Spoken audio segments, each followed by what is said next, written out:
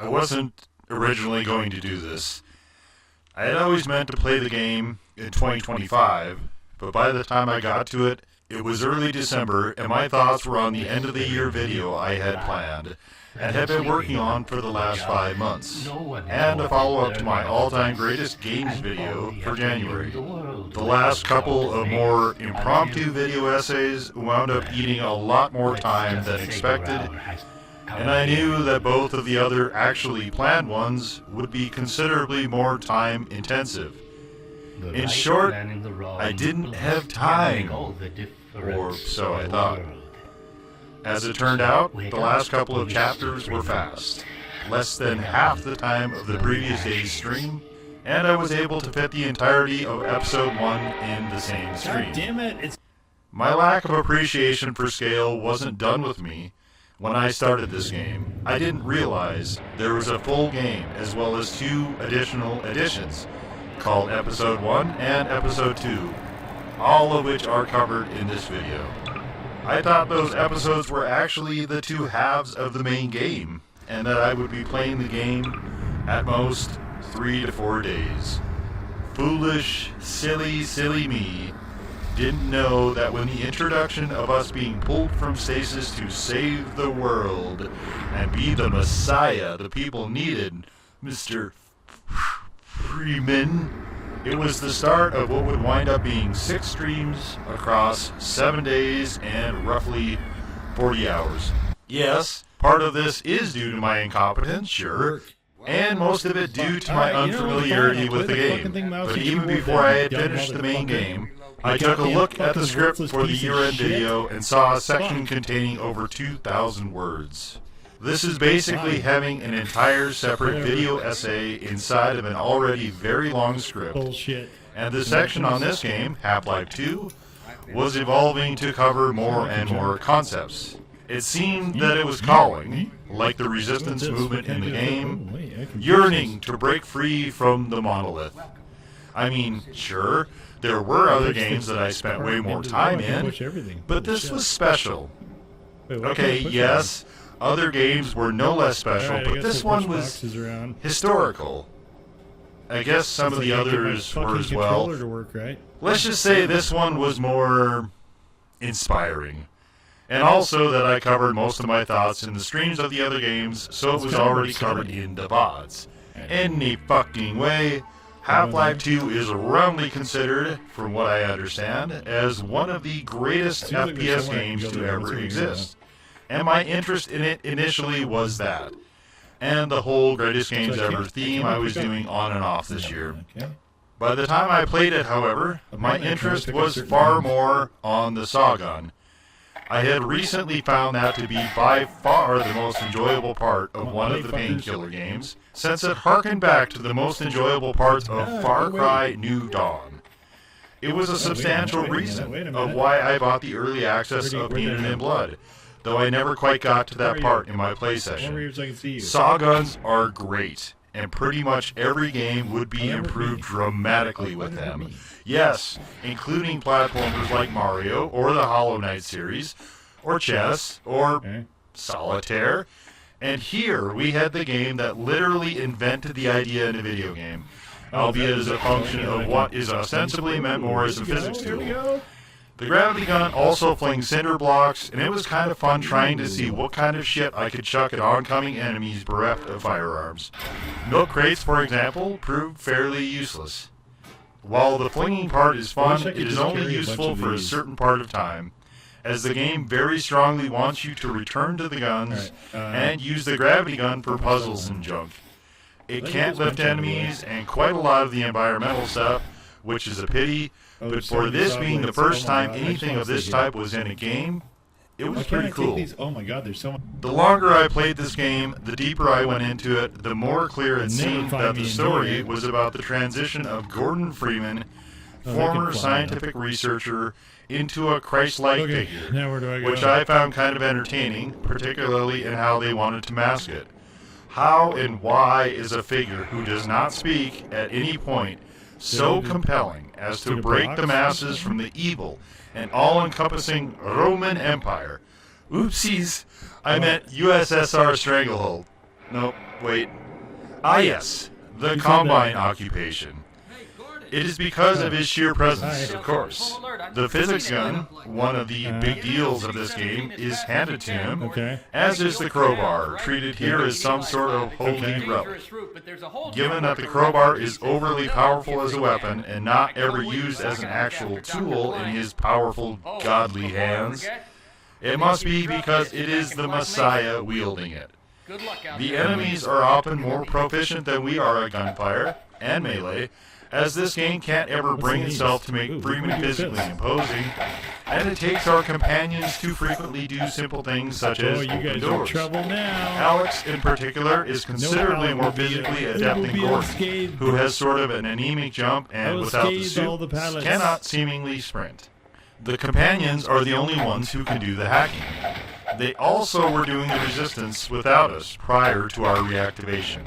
Story, despite returning to it over and over again with cutscenes to remind us that one exists, is not a focus of this game, though. Traversal is. You spend quite a lot of the game going from place to place, having already been transported from somewhere in New Mexico to evidently somewhere in Eastern Europe, where Barney and your other cohorts are. I'm not sure by what mechanism all this may have happened. Teleporters of varying stability are mentioned here and there, so I guess those. But another of your former colleagues, Breen, is playing the role of Quisling, heading up the sort of Vichy government here, overseeing the continued subjugation of humanity. Oh, what are you doing? The Combine, rather overtly, are the Gestapo, which is telegraphed pretty considerably all the way down to their costuming and logo. As far as the FPS games go, we need to ask a different question first. That question is whether or not it is an actual FPS at all. If not, it would be hard to compare it fairly to the others. It is definitely a first-person game, to be sure, but I found it not really an FPS game at heart. It kind of wants to be that, and kind of wants to have a lot of puzzle elements and problem-solving, and some light and not great platforming, but also be a technical marvel. The guns and shooting aren't the entire point. I would compare it to, say, Uncharted. Is the Uncharted series an FPS? Light elements, maybe, but it is far more action-adventure. I find that is mostly the case with Half-Life 2 as well.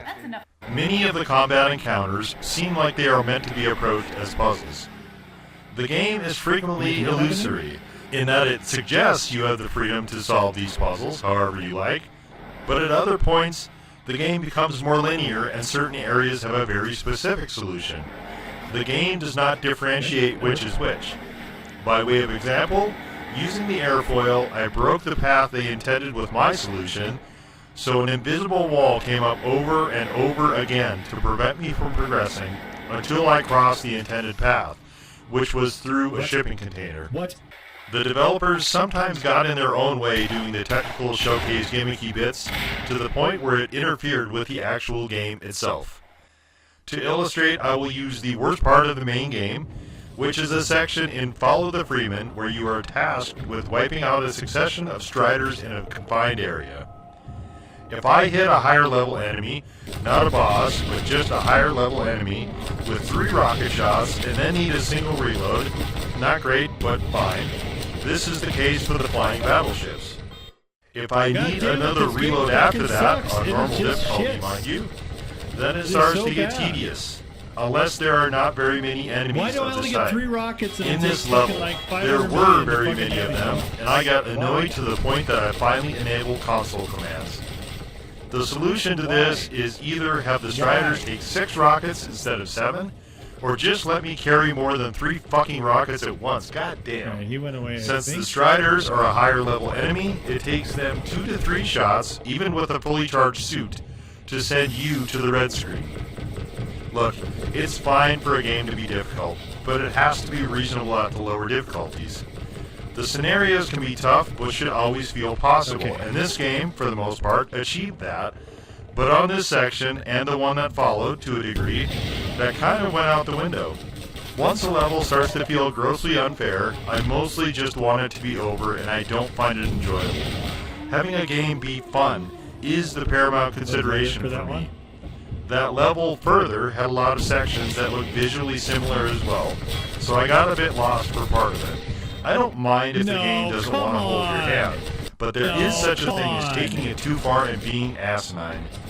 The game tightrope that line for other parts, but here it went right over, and in doing so, exhausted me to the point that if I so much as saw a Strider in the game in a scenario where I would have to fight it, I instantly went to God mode.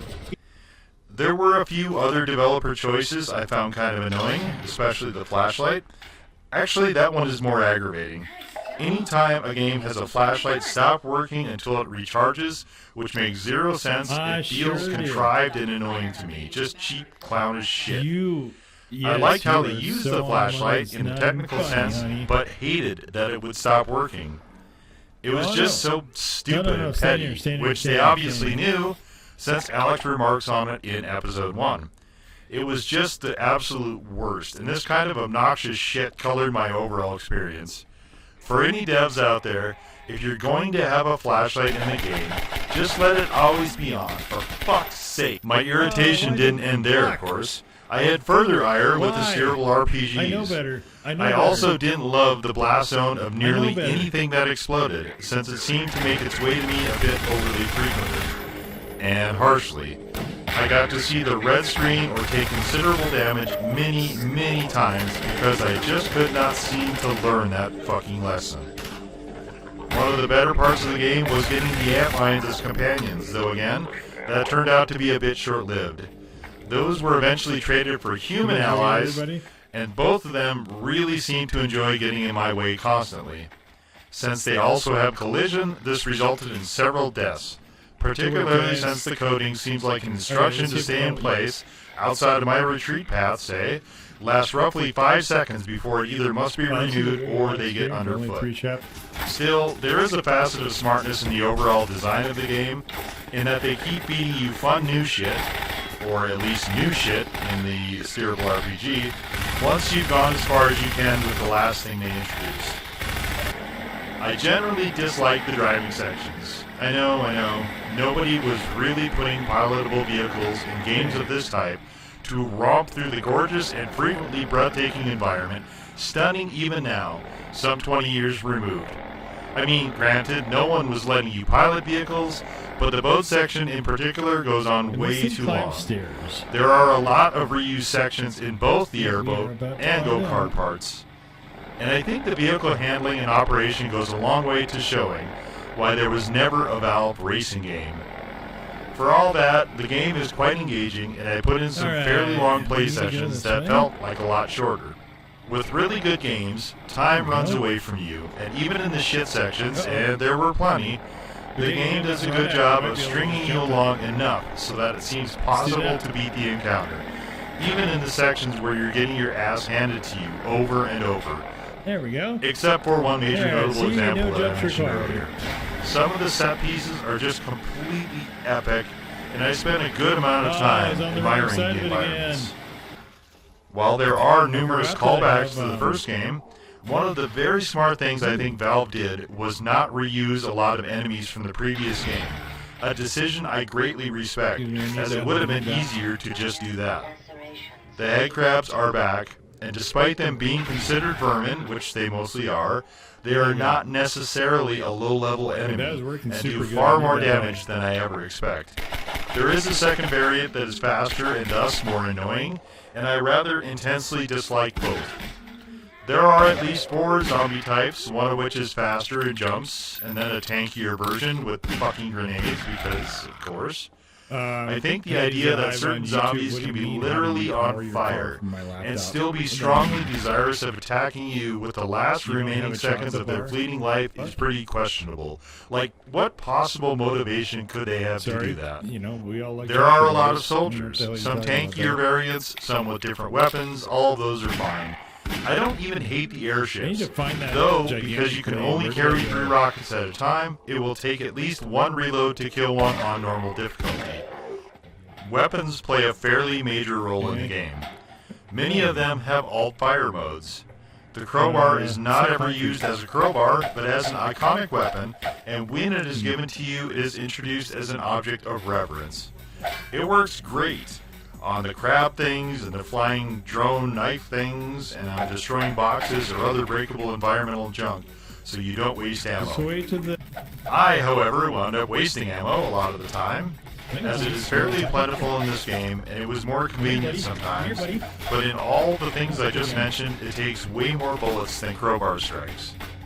The crowbar is in slot 1, which it shares with the gravity gun. The gravity gun was great fun, but I didn't feel like it ever went far enough. Pretty clearly they meant it to be used mostly as a physics tool to solve puzzles. You can use it offensively with the primary blasting for the crabs, for instance, but that doesn't work on the other enemy types, except for very specific sections where it is temporarily upgraded and becomes awesome. Outside of that, for the non-vermin enemies, you have to use the secondary function of picking stuff up and then firing it at them with the primary. Pistols are in slot 2, and you get 2 of them. An automatic, sort of a 1911 jobby, and a 357 Magnum, which packs a wallop when you first get it, but then will be immediately forgotten as you get more useful weapons. I did go back to the revolver from time to time as a decent medium-distance weapon, as it has somewhat better accuracy. In the 3 slot, we have a pair of machine guns. The first is a submachine gun that has an explosive round secondary, and the second is a heavier machine gun from the Combine that fires an energy ball secondary. They don't seem to stun lock, unfortunately, but I use these probably the most of any firearm in the game. In the 4 slot is the shotgun and crossbow. With the shotgun, you have a primary single barrel and a secondary double barrel. The primary I found to be kind of weak. As the shotgun only holds 6 shells, 2 of which you need to use at once for this to have much utility, I forgot I had this weapon pretty frequently, until the close quarters areas, where once again, the low ammo capacity reared its ugly ass head. Surprisingly, letting off both barrels did a fantastic job on the mini-bosses, which brings up another smart facet, in that nearly every single weapon you are given has its use. Sometimes this is natural, other times less so, but the devs clearly wanted them all to have their place. As for the crossbow, it is your distance weapon, shooting what is apparently glowing rebar spikes with the alt being a zoom. Here, it is time for a story of a stupid thing I did. You also have a scouting zoom, separate from the crossbow, sort of similar to how Sniper Elite does binoculars, but which does not mark targets. It took me a while to comprehend this, since it was just portrayed as zoom, which to me meant weapon zoom. You cannot, however, bring whatever weapon you have to bear and fire it while zoomed in. So I had the curious mechanic of leveling the targeting sight on something, zooming out, and immediately firing. I don't know if that was the dev's intention or not, but it worked, to a degree. The dumbass me part is that I did it for a long time with the crossbow, before realizing the crossbow's alt would allow you to zoom and fire while zoomed. Did I ever mention to you that I'm an idiot? No? Well, let me tell you. I'm an idiot. Back to the arsenal. We also have non-firearm stuff, starting with slot 5, which is explosives. The first of these is the grenades. I generally didn't like using these. The primary is an overhand throw, which bounces like fucking crazy, frequently well past where I would have liked it to go. The secondary is an underhand roll. There are sections where you have to use these goddamn unruly grenades exclusively, so they get their turn, I guess, but this was one of my least favorite weapons. Also in the 5 slot is the steerable RPG launcher. Have I yet mentioned you can only carry 3 rockets at any time? This decision is flatly fucking dumb and annoying. This is, in fact, my least favorite of all the weapons by a pretty wide margin. Yes, well, great job. You can make steerable rockets, good for you, congratulations. Now take them out of the game and put in something actually useful. In the final slot, 6, we had the bug called charm thing. This only works in certain very specific areas, and even though I defeated one of the boss antlion things in episode 1, I could not use the charm thing to either tame the marauding fuckers or to toss it in one of the holes to call more. I never quite understood how this was meant to work, truth be told. The primary is to target enemies, I think, but I found I almost never needed it, as the antlions did a generally solid job of homing in on targets on their own. The secondary is to call them to follow you. While I really wish I could have had them around more, we already had the wait, follow command bound to the C key for human companions, so I don't understand the need to have a second one taking up a weapon slot. Towards the end of the main game, you go through a section which confiscates all your other weapons and leaves you only the gravity gun.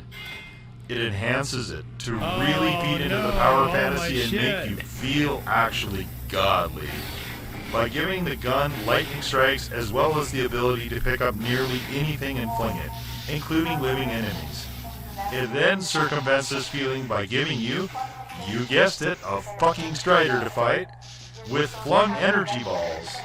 An encounter that sucks literal balls, and this goes a long way towards what I meant by the developers just being pointlessly annoying. It's not enough to wipe out the array of enemy soldiers who are shooting at you down a corridor with no cover. No, you also have to try and wipe out the most shit enemy in the game with fucking bouncing energy balls.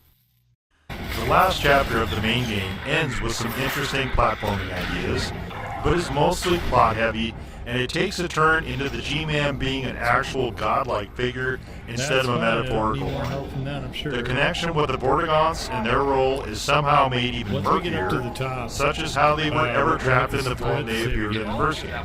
The ending essentially sets up Episode 1, which is you in the same location trying to figure out how to stop the core from melting down. I thought the flow of Episode 1 was quite good, especially compared to the main game. But there are a couple sections that were the equal in suckitude to the worst of the main game. One of them relied on your flashlight failing, and the other involved another fucking Strider. Predictably, I guess. Anyway, you find out some more info, which you need to return to the base. A transmission you were trying to stop gets sent out anyway. Various citizens are evacuated, and the relationship with Alex gets stranger, as her attitude towards you is generally fairly puzzling, almost as if the writers had no idea what to do with it. Sometimes you will get an intimation of a romance angle, and sometimes she will seem, at best, casually interested, and the rest of the time she is just a friendly companion. I should take this time to mention that the voice acting of Alex in particular is sometimes astonishingly good, even though they frequently gave her some really stupid shit to say. The rest of the NPCs are mostly serviceable. By the time Episode 1 draws to a close, the back sections seen there mostly to set up Episode 2. This is my favorite voice actor. So on to Episode 2. In the game. Episode 2 for me was possibly the best the entire Half-Life 2 experience ever got. It's open. But this was also possibly the edgiest it ever got as well. There are a couple of new enemies, or maybe one variant and one new one. The new one is called a Hunter, which is sort of a miniaturized version of the Striders. This was fine because they, while very tanky, can be handled with conventional weaponry. The devs chose to introduce this character by having it stab Alex in the abdomen. The Vortigaunts come swooping into the rescue, and we are sent into the antlion hives to get some secret eggs. What the fuck am I meant to do here? Maybe. This brings us closely in touch with the new variant, an acid-spitting antlion. Turns out them eggs are not enough to save Alex, and we also have to swing our heroic chosen one meat into the ceremony of whatever it is they're doing to save Alex, and also we are now bound together. We get a new vehicle, which seems like someone put the front half of a Challenger onto the back half of a Charger.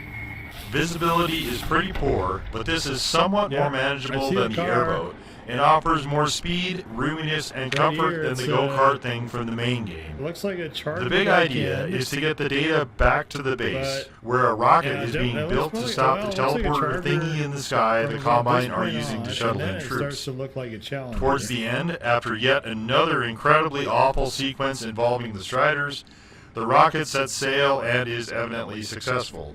Afterwards, Alex, who repaired a whole-ass helicopter by herself while I was cussing at the game during the Strider part, and Gordon were going somewhere else to do... I'm not quite sure, actually. Robert Guillaume, who played Alex's dad, is going to see us off when these slug things bust in through the window and stuff goes very sideways. We ran into one of these other slug things earlier in the game, which picked up a corpse and shoved its proboscis into the brainstem, only to discard it because it was not alive. It then picked up Alex and was going to do the same before it got electrocuted, since we broke its cocoon. Gordon, meanwhile, was held in stasis for all of this, which seemed weird. The same stasis happened in the shopper bay, as Alex's dad is picked up by one of these things and the feeding tube shoved into the back of his head. It seems Alex will suffer a similar fate, but Canem's ex Deus comes in through the window and stops that. The second one drops Alex's dad and they both depart. This is one of the many times Dog has come to the rescue. A very literal Deus ex machina, if you will, for this episode. First to unbury us after episode 1, then to throw us and Alex in a van across a chasm, and yet another time to save us from a Strider. That is not really my problem, so much as the end scene is a very sad, very gutting scene, and it just feels entirely fake. Considering I had a very full arsenal with me as we were walking to the helicopter. Like the time before, I was able to use 0 of these because I am artificially restrained. The other part is the thing themselves. If they knew her dad and wanted to kidnap him, given the involvement with him in the storyline of the main game where Breen does, in fact, keep him held, then fine. But if this thing is just literally randomly busting through the windows of various buildings to look for her next meal, it feels more than a little off. This is where episode 2 ends, and despite a lot of teasers, particularly towards the end, presumably to either set up episode 3 or possibly Half-Life 3, this also concludes the entire series chronologically. Yes, Half-Life Alyx was later released as a VR game, but that was set before Half-Life 2, meaning that Alex and Gordon are just hanging out in the shopper bay with Alex distraught over the condition of her father, who is very probably dead. This seems like a really weird way to leave things, but there were a number of times during my gameplay I got the impression they were not quite sure where to go.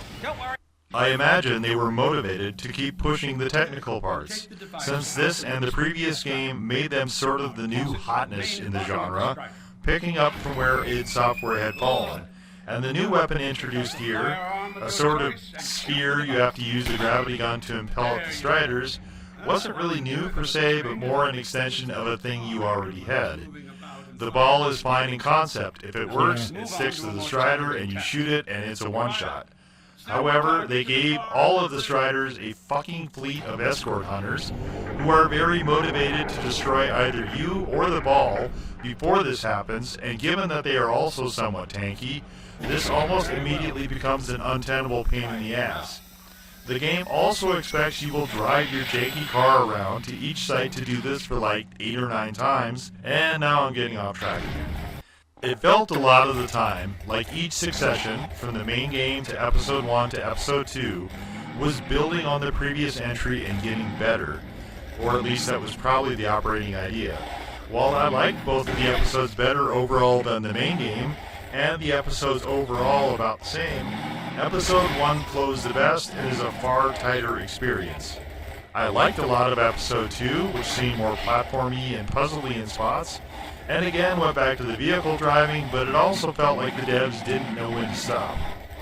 Success can often be a dual-edged blade, in that the impetus is to constantly top yourself, to constantly outdo whatever you did before. And the Half-Life IP by this point had been built into this big grandiose thing. At that point, the pressure looms much larger, as not only are you competing against everything the rest of the industry is doing, but what you have already done before. No one wants to fall off or let down, even if I think the epic nature, a lot of the commentary around this franchise is a bit overblown and exaggerated. I enjoyed my time with Half-Life 2, the only Valve game I spent any significant time with, but there was a lot of room for tightening.